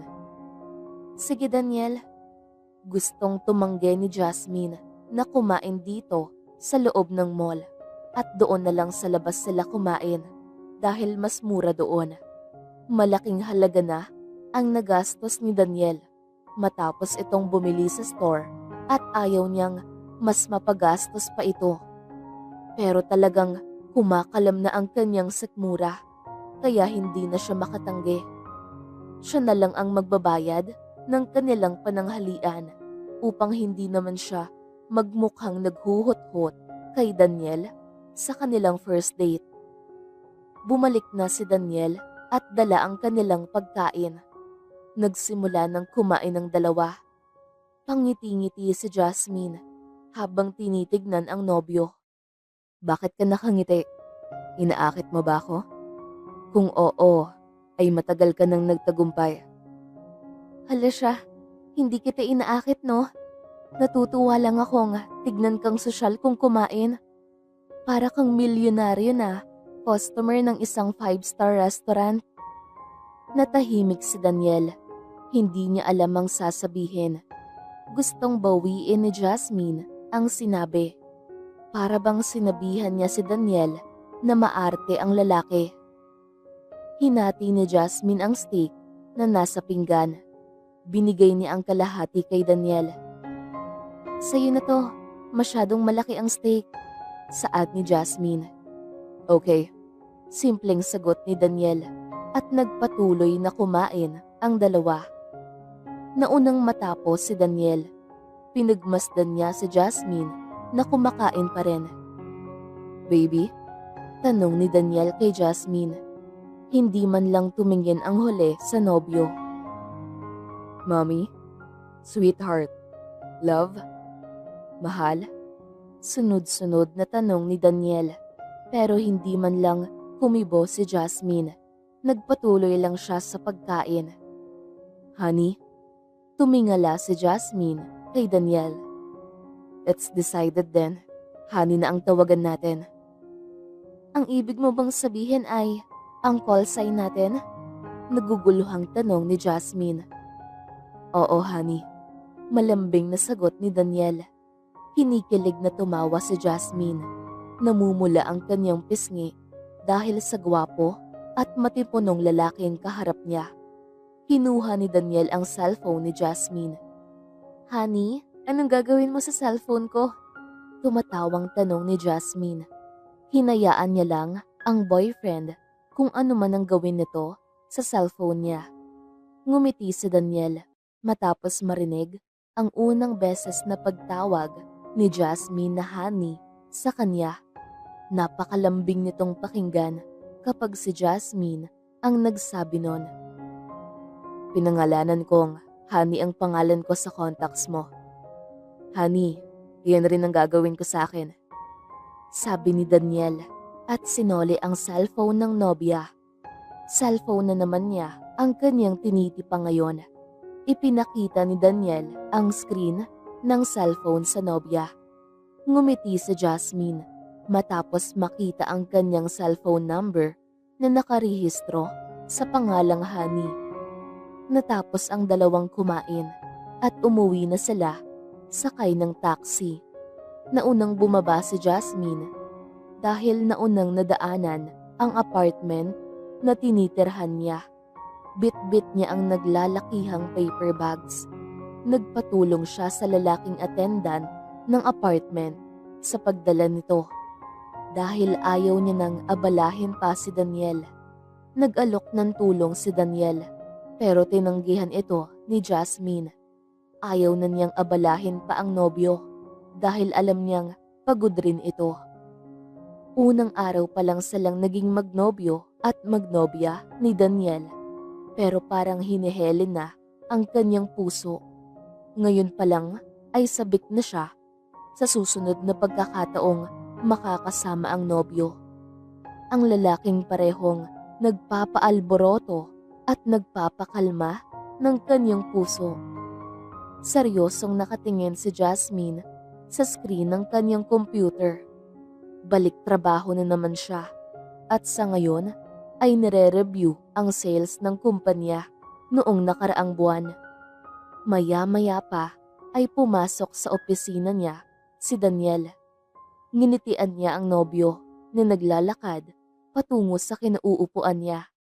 Hanggang sa ngayon ay hindi siya makapaniwalang janitor lang ang nobyo. Sa kabila ng maladyos na kagapuhan nito. Dagdag mo pa ang malaking halaga na naipon nito sa savings na pinanlibre nito sa kanya 2 linggo na ang nakakaraan. Honey, tapos ka na ba dyan? Tanong ni Daniel kay Jasmine. Sanay na itong tawagin sa ganung paraan ang nobya. Saglit lang honey, malapit na akong matapos dito. Sagot naman ni Jasmine. 12:00 na, kaya alam na niya kung bakit naririto ang nobyo. Para sunduin siyang mananghalian sa fast food chain sa labas. Naging gawinan na lang dalawa ito simula noong naging magkasintahan sila. Itinuon na lang ni Daniel ang kanyang atensyon sa cellphone at nanood ng mga nakakatawang videos. Hinihinaan niya ang volume ng cellphone upang hindi maistorbo si Jasmine na tinitipa ang keyboard ng computer. Maya-maya pa ay lumabas na sila ng opisina at tinungo ang elevator. Han, saan mo gusto? Sa Jollibee ba o sa Chowking? O baka gusto mo ng Samgyupsal tayo? May kakabukas lang na Korean restaurant dyan sa labas. Rinig ko masarap daw doon. Tanong ni Daniel. Sige Han, sa Korean restaurant tayo. Medyo matagal na rin kasi akong hindi nakapag-samgyupsal. Patuloy na naglalakad sina Daniel at Jasmine. Napatingin sa kanila ang ibang empleyado ng kumpanya. Ang relasyon nila ay mainit sa mga empleyado. Marami kasing lalaki ang sumubok na ligawan si Jasmine. Lahat ng ito ay may masasabi sa buhay at matataas ang posisyon sa trabaho. Kaya laking gulat nila na si Daniel ang napili nito. Si Daniel na isang hamak na janitor lang. Nakarating na ang mga haka-haka kay Jasmine pero wala siyang imik dito. Ang gusto niya lang ay ang makasama si Daniel at walang makakapagpabago doon. Si Daniel naman ay walang alam na sila ang usapan ng mga tao sa DZDL Incorporated. Para siyang ignorante na hindi niya alam na siya pala ay ilang beses nang pinapatay ng mga lalaking katrabaho sa kanilang mga isipan. Kasama na doon si Ugor na gwardiya ng gusali. Bagamat hindi na nito ginambala ang dalawa, ay hindi pa rin ito maiwasang mapatingin kina Jasmine at Daniel. Malagkit na tinitignan ni Ugor sina Daniel at Jasmine. Napansin yun ni Daniel, kaya masama niyang tinitigan pabalik ang gwardiya. Nag-iwas ng tingin ang huli, tila napahiya sa ginawa. Nasa loob na ng Korean restaurant sina Daniel at Jasmine. Elegante ang disenyo ng restaurant, maliwanag at maaliwalas sa loob. Kaya talagang masasabing komportable itong kainan. Han, subukan mo to, sabi ni Jasmine kay Daniel. Hawak-hawak ang chopstick na may nakaipit na karne. Sinubuan niya ang nobyo. Masarap siya Han, simpleng komento ni Daniel. Napaihip siya nang nasa bibig niya ang pagkain. Medyo mainit ito. Ordinaryo lang para kay Daniel ang ganitong lasang pagkain sa dinami-rami ng 5-star restaurant na nakainan na niya. Mukhang hindi ka naman nasarapan eh, wika ni Jasmine dahil hindi siya nakontento sa komento ng nobyo. Tumawa si Daniel. Hindi, masarap talaga Han. Dagdag pa nito. Ito naman, subukan mo. Panibagong klaseng karne na naman ang hawak ni Jasmine. Masayang tinanggap ni Daniel ang karne, pero laking pagsisisi niya dahil mainit ito. Mas mainit kesa sa naunang isinubo sa kanya ng nobya. Mas matagal ba naman itong ibinabad sa hotpot? Pag-ihip ni Daniel sa pagkain sa kanyang bibig. Hindi magawang pigilan ni Jasmine ang pagtawa sa ginagawa ng nobyo. Nakakahawa ang tawa niya, kaya napatawa rin si Daniel. Pinagtitinginan na sila ng mga tao, pero patuloy pa rin sila sa pagtawa. Napangiti si Jasmine at nakaramdam siya ng tuwa sa kanyang kaloob-looban. Gusto niya na lagi na lang ganito, kasama si Daniel na nagtatawanan sa mga bagay na nakakatawa. Mahal niya ang lalaki at gusto niyang hindi na matigil pa ang mga masasayang sandali nila. Alam niyang sobra ang pagmamahal niya sa nobyo at walang makakasira nito kahit pa ang estado nila sa buhay. Si Daniel na isang hamak na janitor at siya bilang executive officer. Hindi nito mapaghihiwalay ang mga puso nilang matagal nang nakatali sa isa't isa. Ngunit sadyang mapaglaro ang tadhana at mukhang ipinadala mismo ang alas nito para paghiwalayin sina Jasmine at Daniel. Habang pabalik na sa kanilang mga trabaho, sina Jasmine at Daniel ay natanaw ni Jasmine ang kanyang ina na may nandidiring mga tingin. Matalim ang mga ito pero di rin kayang tignan ng matagal si Daniel na akay-akay si Jasmine. Mukhang tama nga ang balita. Mas mababa pa yung lipad kesa sa isang kalapate. Wika ni Jennifer Madrigal, ang ina ni Jasmine. Nagpatuloy sa paglalakad si Jasmine at hindi pinansin ang ina kahit na alam niyang siya ang kinakausap nito. Kilala niya ang ina at gusto lang nito ang pwedeng masunod. Si Daniel naman ay walang narinig.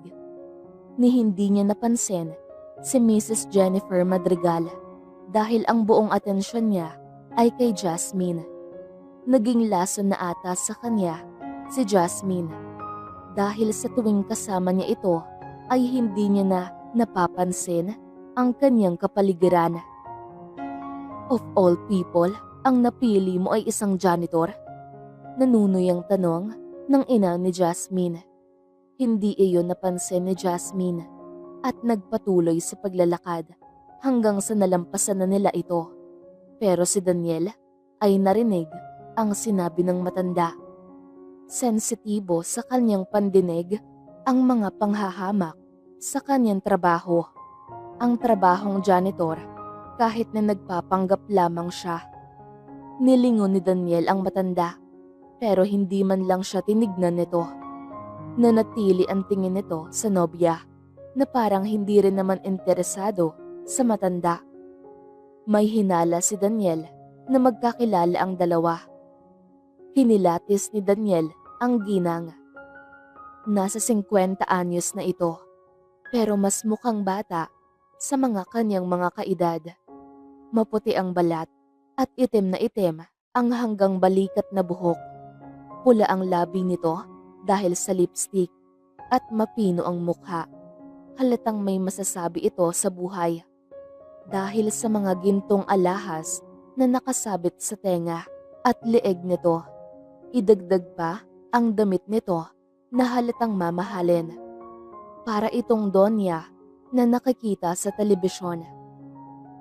Ignore me and you'll get your janitor boyfriend fired. Matigas na wika ng matanda na dahilan kung bakit napalingon si Jasmine dito. Napatiembagang si Daniel sa sinabi ng ginang. Hindi niya ito kilala pero kung makapagbanta na ipatatanggal siya bilang janitor ay wagas. Naglakad patungo sa direksyon ng ginang si Jasmine.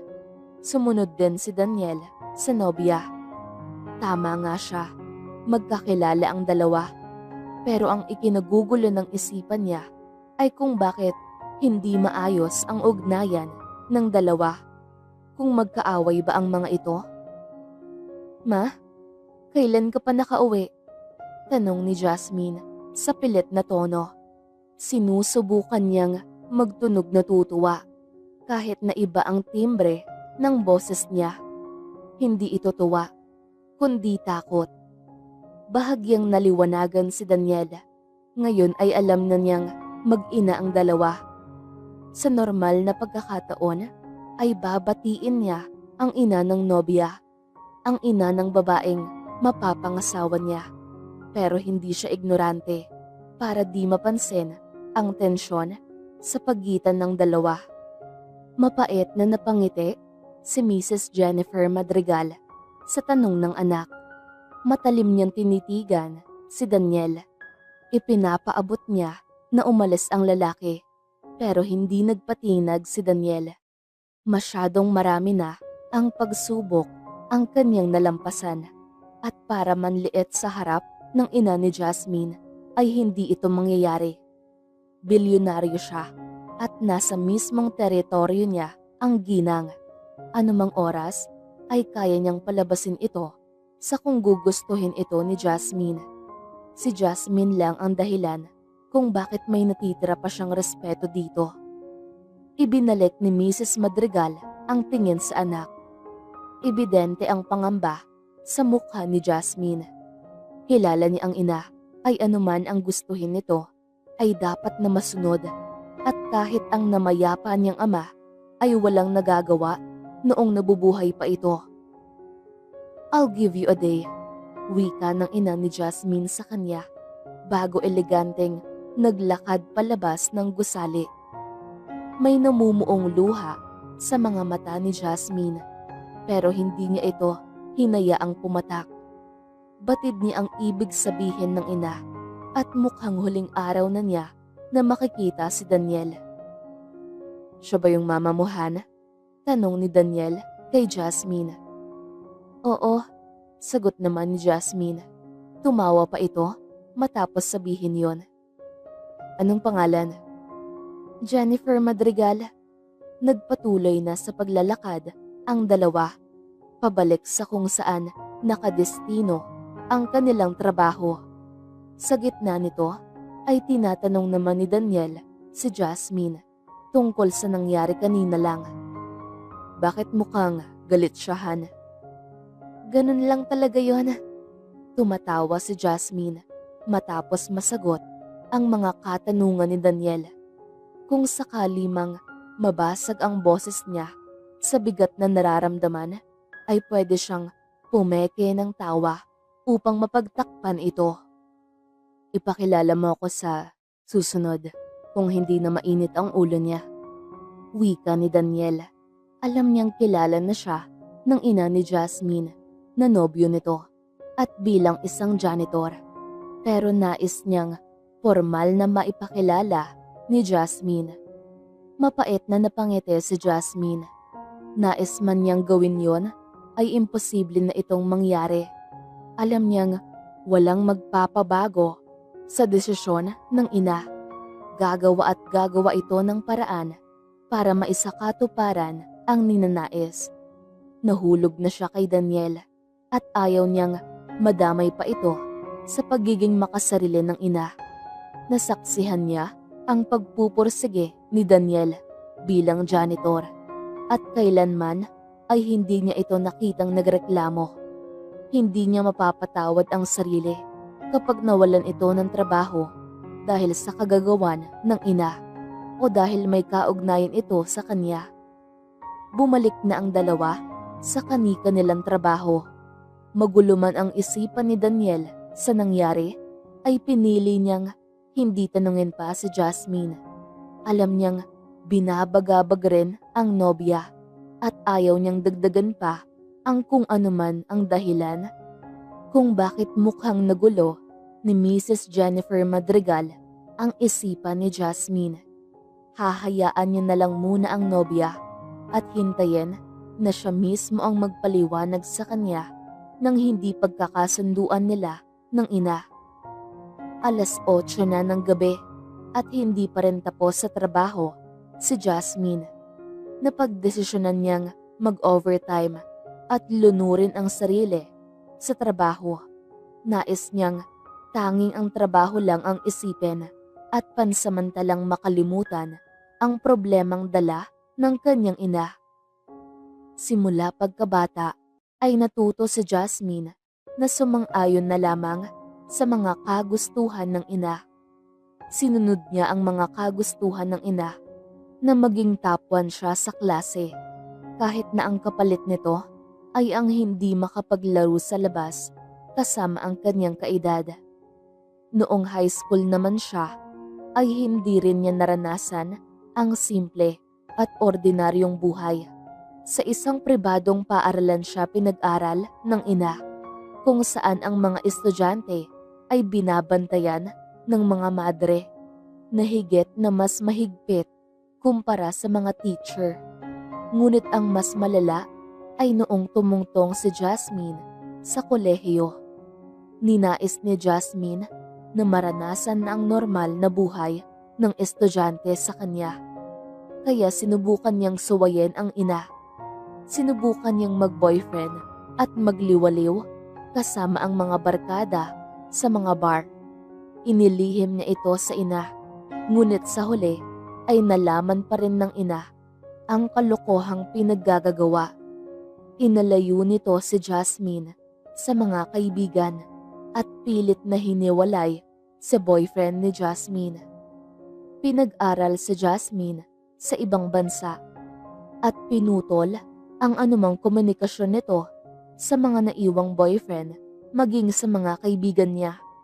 Halos maluha si Jasmine nang maalala ang nakaraan, kung gaano ipinagkait ng sarili niyang ina sa kanya ang simple at ordinaryong buhay. Tumayo si Jasmine sa pagkakaupo. Kung ito man ang huling araw niya sa trabaho, ang huling araw na makapiling niya si Daniel, ay lulubos-lubusin na niya ang pagkakataong ito. Tinungo ni Jasmine ang lounge kung saan tumutuloy si Daniel. Masyado pang maaga at marahil gising pa yon. Binuksan ni Jasmine ang pintuan at tama nga siya. Gising pa ang nobyo na nakaupo sa sofa at nanonood ng telebisyon. Nilingon ni Daniel si Jasmine nang marinig niya ang pagpihit nito sa pinto. "Honey, nandito ka pala. Akala ko kanina ka pa nakauwi. Tinawagan kita pero naka-off ang iyong phone," wika ni Daniel. Hindi sumagot si Jasmine at nagpatuloy lang sa paglalakad hanggang sa marating niya ang kinaroroonan ni Daniel. Tinaasan ni Daniel ng kilay si Jasmine. Naguguluhan siya sa ikinikilos ng nobya. Nang tuluyang makalapit si Jasmine kay Daniel, ay siniil niya ito ng mainit na halik. Nagulat si Daniel pero nagpatianod na lamang siya sa malalim na halik ni Jasmine. Hindi ito ang kauna-unahang pagkakataon na sila'y naghalikan, pero may kakaiba sa halik nito. Nangungusap, nagsusumamo, nanlulunod. Nabatid ni Daniel ang mensahe na ipinadala ni Jasmine sa mga halik.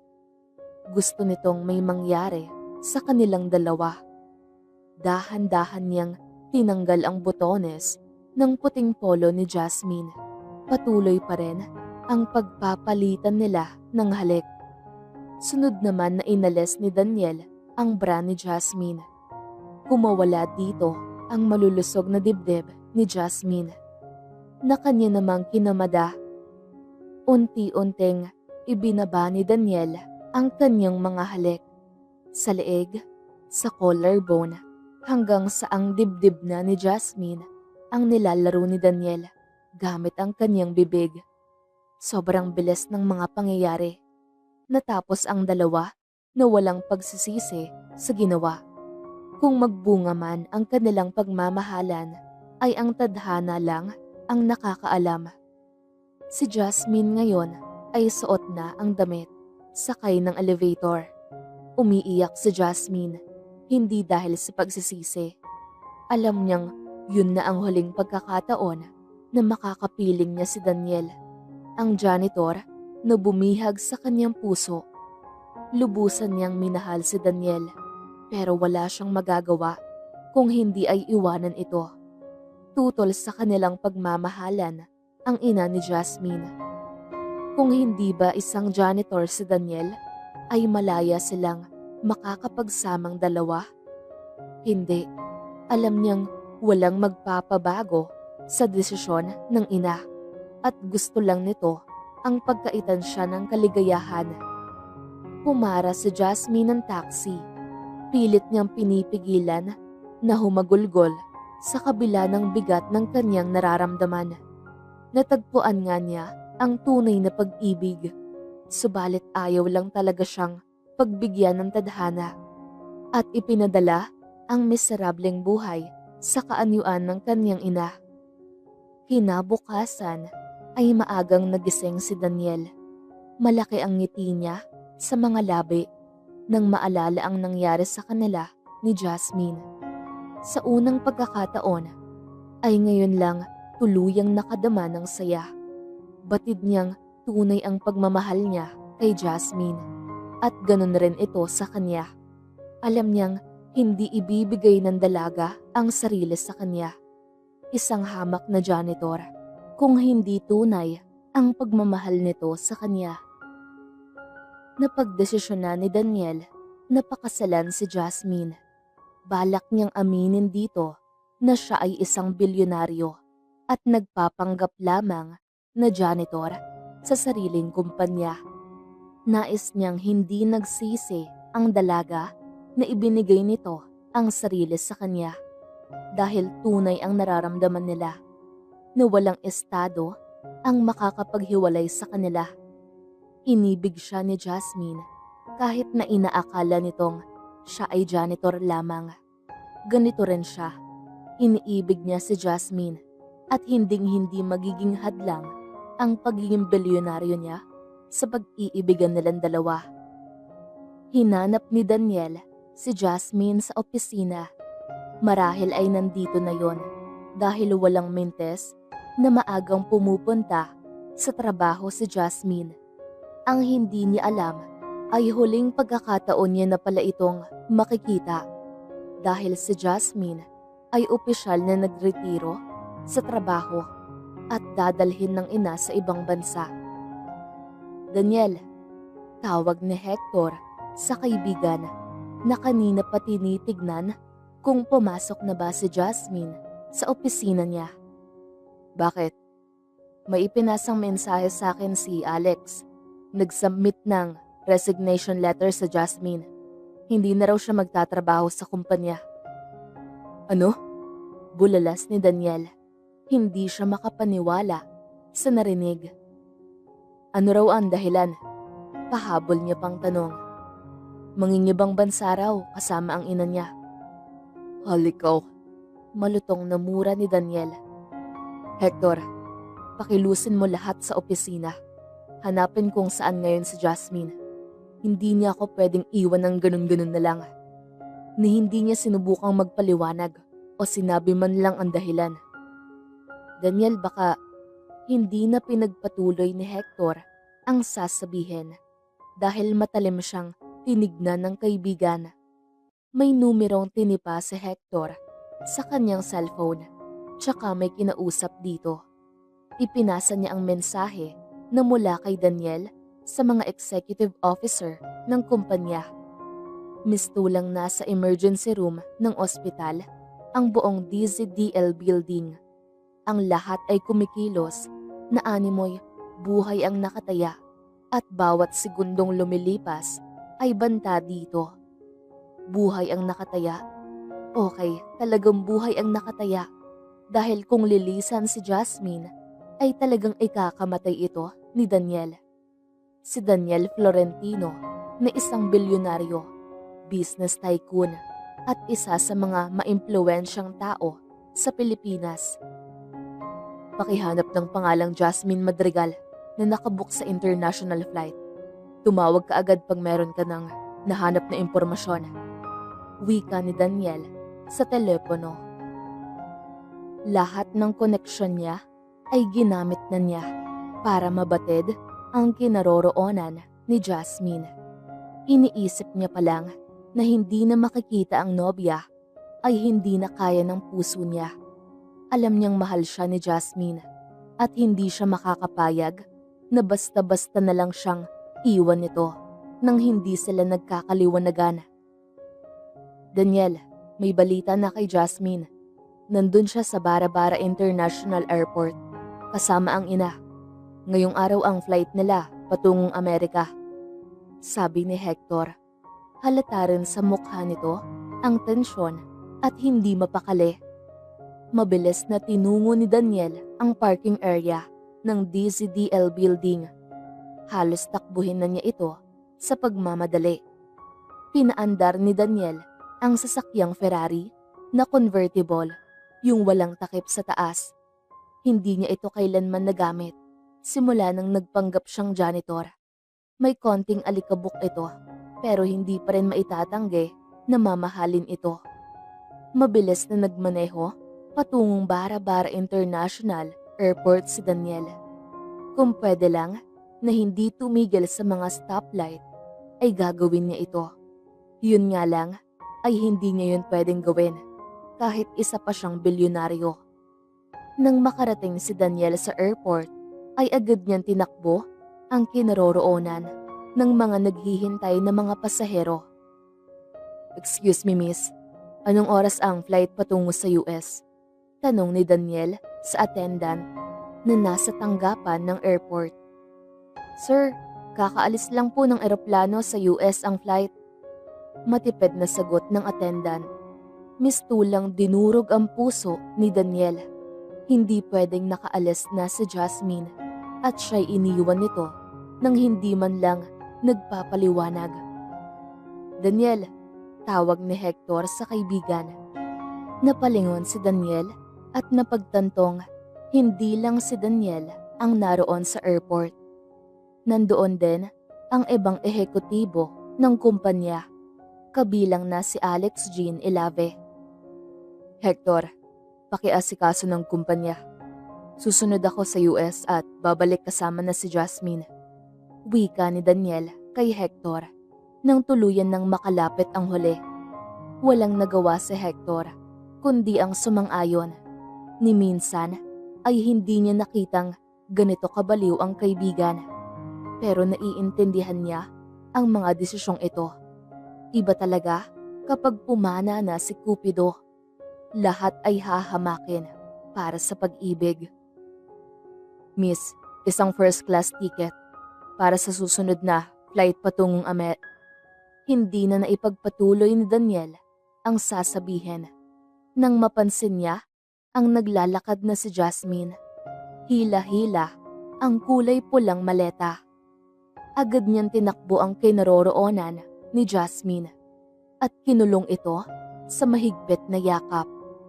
Nabigla si Jasmine nang may biglang yumakap sa kanya, pero nawala ang kanyang pangamba nang maamoy ang pamilyar na pabango ni Daniel. "Daniel, anong ginagawa mo dito?" tanong ni Jasmine. "Why are you leaving me, Jasmine? Why didn't you say a word?" Sunod-sunod na tanong ni Daniel. Nangungusap ang kanyang boses. Napaayos sa pagkakatayo si Jasmine matapos marinig ang tikim ng ina. Pinilit niyang kumawala sa pagkakayakap ni Daniel, pero hindi nagpatinag ang huli. "Jasmine, let's leave," malamig na sabi ni Mrs. Jennifer Madrigal. Natauhan si Jasmine sa sitwasyon. Kumawala siya sa pagkakayakap ni Daniel. Gustuhin man niyang manatili sa mga bisig ni Daniel, ay wala siyang magagawa. "Jasmine, why are you leaving me? May iba ka bang mahal?" tanong ni Daniel. Nabasag ang boses niya nang banggitin ang mga salitang yun. Nagpatuloy sa paglalakad si Jasmine at hindi pinansin ang nagsusumamong si Daniel. Para rin sa kapakanan ni Daniel ang ginagawa niya. Natatakot siyang maalis sa pagiging janitor si Daniel at hindi na matanggap sa mga trabahong aaplayan nito. Maimpluwensya ang kanyang ina at ayaw niyang pagkaitan nito ng oportunidad si Daniel. "Dahil ba isa akong janitor?" Tuluyan nang nabasag ang boses ni Daniel. Lumingon si Jasmine at kanyang natanaw si Daniel na saganang bumubuhos ang mga luha. Parang dinurog ang kanyang puso matapos makita ang lalaking pinakamamahal niyang umiyak dahil sa kanya. "Hindi, Daniel. Mahal kita maging sino o ano ko man. Hindi na napigilan pang manahimik ni Jasmine. Kung ganun ay bakit? Dahil ayaw kong madamay ka pa sa miserableng buhay ko, Daniel. Ayaw kong pati ikaw ay pagkaitan ng kaligayahan ng aking ina. Ayaw kong gamitin niya ang kanyang mga koneksyon para pahirapan ka hanggang sumuko ka na sa akin. Nilingon ni Daniel ang ina ni Jasmine sa malayo.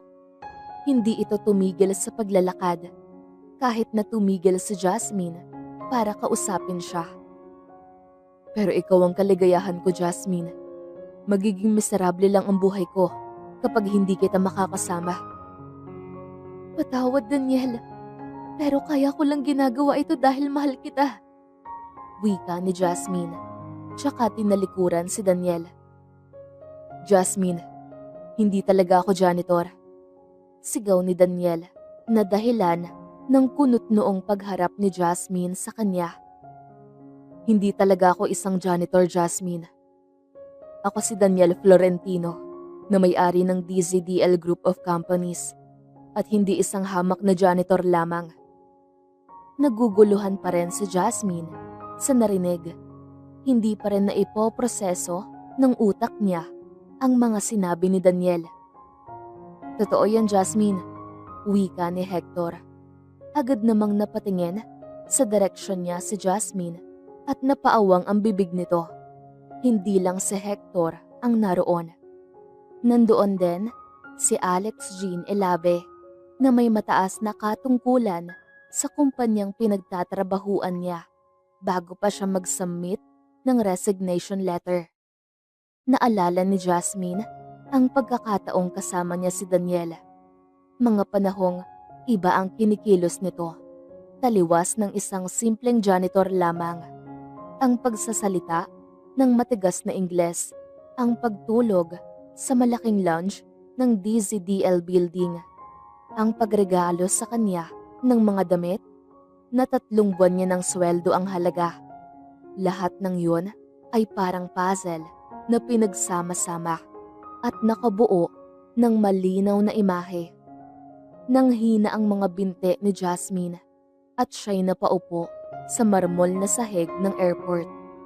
Para siyang inihampas ng malaking alon na lumunod sa kakayahan niyang umunawa. Dali-dali namang dinaluhan ni Daniel si Jasmine. Umiiyak ang huli at kita sa mukha nito na siya ay nasaktan. Maya-maya pa ay dumating ang ina ni Daniel kasama ang 2 security guard ng airport. Flight namin ng anak ko. Ngayon ay dumating yung janitor na yan para pigilang umalis ang aking anak. Mataray na wika ni Mrs. Jennifer Madrigal. Mabilis namang nagpaliwanag si Hector sa 2 guard bago pa nila malapitan sina Daniel at Jasmine. Ipinakita niya ang puting card na tulad ng black card ni Daniel na nagpataboy sa 2 gwardya. Maging ang ina ni Jasmine ay mangha matapos makita ito. Nagkunwaring tumawag sa pulis si Hector at sinabing ipapahuli ang ina ni Jasmine. Mabilis namang umalis si Mrs. Madrigal at sumakay sa eroplano. Hindi na niya pinilit pang isama si Jasmine dahil sa banta ni Hector na ipapakulong ito.